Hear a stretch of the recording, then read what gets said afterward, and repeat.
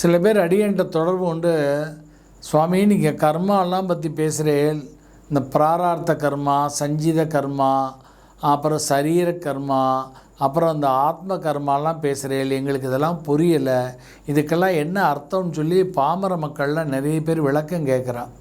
இப்போ நம்ம அதுக்கு ஒரு விளக்க கொடுப்பதற்கு கடமைப்பட்டிருக்கிறோம். இப்போ பொதுவாக பார்த்தீங்கன்னா நம்ம ஒவ்வொருத்தரும் தனிப்பட்ட முறையில் ஒவ்வொரு ஜென்மங்கள், பல ஜென்மங்கள் எடுத்துகிட்டு வரோம். இந்த பல ஜென்மங்கள் செய்த பாவ புண்ணியங்கள் ஒரு மூட்டையை வச்சோம்னா அதுக்கு சஞ்சித கர்மான்னு பேர். அப்புறம் அதிலிருந்து ஒரு 3 ஜென்மத்தினுடைய கடைசி 3 ஜென்மத்தினுடைய பாவ புண்ணியங்களை எடுத்துக்கொண்டு இந்த ஜென்மத்தில் பிறக்கிறோம். இதுக்கு பிராரார்த்த கர்மான்னு பேர். இதைத்தான் ஆழ்வார்கள் கூட, ஆச்சாரியர்கள் ராமானுஜரோட சொல்லியிருக்கிறார். முன்னை பழவினை, முன்னை பழவினை என்ன முற்றிலும் அறுக்க அப்படின்னு சொல்லியிருக்கார். இதற்கு என்ன அர்த்தம்னா, முன்னைன்னு சொல்லிட்டார், அப்புறம் பழவினைன்னு சொல்லியிருக்கார். முன்னைனாலும் பழவினைனாலும் 2 ஒன்று தானேன்னா கிடையாது. முன்னைன்னு சொன்னால் அதுக்கு பிராரார்த்த கர்மான்னு பேர். அந்த கடைசி 3 ஜென்மாவுக்கு முன்னை அப்படின்னு பேர். பழவினைன்னு சொன்னால் அதுக்கு சஞ்சித கர்மா. பல ஜென்மங்களாக செய்த பாவத்திற்கு சஞ்சித கர்மான்னு பேர், அது பழவினைன்னு பேர்.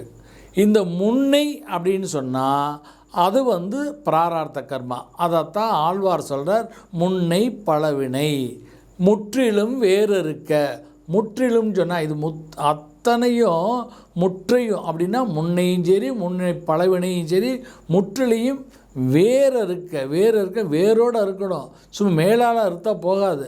அப்போ வேரோடு அறுக்கணும் அப்படின்னா அதற்கு என்ன பிராயச்சித்தமோ அந்த பிராயச்சித்தத்தை பண்ணணும்.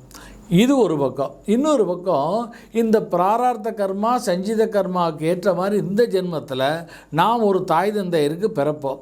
அது அவளுடைய தாய் தந்தையருடைய பாவ புண்ணியம், அவர்களுடைய அப்பாவளி முன்னோர்கள் அம்மாவளி முன்னோர்கள் பாவ புண்ணியங்கள். இதற்கு சரீர கர்மான்னு பேர். அவள் மூலமாக தான் சரீரம் ஏற்பட்டிருக்குது, அதற்கு சரீர பாவம் அப்படின்னு பேர், சரீர கர்மான்னு பேர். இது அவளுடைய பாவ புண்ணியமும் சேர்ந்துக்கிறது. அப்போ நம்மளுடைய முன்னை பழவினையும் இந்த ஜென்மத்தில் நம்ம யாருக்கு பிறந்திருக்கிறோம் அவர்களுடைய முன்னை பழவனையும் சேர்ந்து இந்த ஜென்மத்திலே நமக்கு வாழ்க்கையை தீர்மானிக்கிறது. அதுதான் ப்ரெடிக்ஷனை கொடுக்கறது. இதை கரெக்டாக கண்டுபிடிச்சு அதற்கேற்ற மாதிரி ஒரு பரிகாரங்களை செய்துவிட்டாய். ஆழ்வார் சொன்ன, ஆச்சாரியார் சொன்ன மாதிரி முன்னை பழவினை அறுத்தும் முற்றிலும் வேருடன் அறுக்கக்கூடிய ஒரு வாய்ப்பு எல்லோருக்கும் இருந்தால் அவர்கள் வாழ்க்கையில் வளமாகவும் நலமாகவும் வாழலாம்.